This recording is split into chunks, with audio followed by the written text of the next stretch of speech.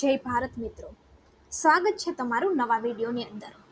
હવે મે મહિનો નજીક આવી રહ્યો છે અને તમને બધાને ખબર છે કે દર મહિને સરકાર જે છે એ મફત અનાજ આપે છે।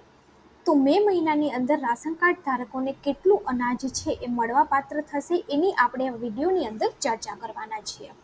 મે માસની અંદર કાર્ડ વાઇઝ કેટલો જથ્થો છે એ મળવાપાત્ર છે, કેટલી વસ્તુઓ છે એ સરકારે કાઢી નાખી છે અને કઈ વસ્તુ ઉમેરી છે એ ચર્ચા આપણે આ વિડીયોની અંદર કરીશું। હવે પ્રધાનમંત્રી ગરીબ કલ્યાણ અન્ન યોજના 1 જાન્યુઆરી 2024થી આગામી 5 વર્ષ માટે સરકારે છે એ વધારી દીધી છે। અંત્યોદય પરિવારોને દર મહિને 35 કિલો અનાજનું વિતરણ છે એ કરવામાં આવશે। આ યોજનાથી 81 કરોડ લોકોને લાભ છે એ થવાનો છે। આ યોજના માટે આગામી 5 વર્ષમાં 11 લાખ કરોડથી વધારે રૂપિયાનો ખર્ચ છે એ સરકાર દ્વારા કરવામાં આવશે। હવે આની અંદર જેના પાસે NFSA BPL કાર્ડ છે એને આપણે જોઈએ તો તુવેર દાળ જે છે એ 1 કિલો મળવાપાત્ર થશે 50 રૂપિયાના ભાવે, આખા ચણા 1 કિલો 30 રૂપિયાના ભાવે, ઘઉં જે છે એ 2 કિલો મળવાપાત્ર થશે, એના કંઈ પૈસા છે એ ભરવાના થતા નથી। હવે જે ચોખા છે એ 3 કિલો મળવાપાત્ર થશે, બાજરી છે એ 0 કિલો એટલે કે બાજરી છે એ કાઢી નાખવામાં આવી છે। ડબલ ફોર્ટિફાઈડ મીઠું 1 રૂપિયામાં 1 કિલો અને BPL ખાંડ જે છે એ 22 રૂપિયા 1 કિલોમાં મળવાપાત્ર થશે।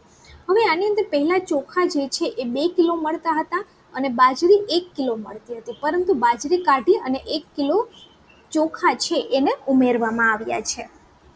એટલે આજનો જે જથ્થો છે એ BPL કાર્ડ ધારકોને મળવાપાત્ર થશે। ત્યારબાદ જેની પાસે NFSA અંત્યોદય અન્ન યોજના કાર્ડ છે એમને તુવેર દાળ 1 કિલો 50 રૂપિયાના ભાવે, આખા ચણા 1 કિલો 30 રૂપિયાના ભાવે, ઘઉં જે છે એ 15 કિલો, ત્યારબાદ બાજરી જે છે એ અંત્યોદય યોજનામાં પણ કાઢવામાં આવી છે। ડબલ ફોર્ટિફાઈડ મીઠું 1 કિલો 1 રૂપિયાના ભાવે અને ખાંડ જે છે એ 15 રૂપિયાના ભાવે 1 કિલો। હવે આની અંદર ચોખા છે પહેલાં 15 કિલો મળતા હતા, પરંતુ બાજરીની અવેજીની અંદર 5 કિલો ચોખા છે એ વધારવામાં આવ્યા છે, એટલે ટોટલ ચોખાની જે ક્વોન્ટિટી છે એ 20 કિલો મળવાપાત્ર થશે।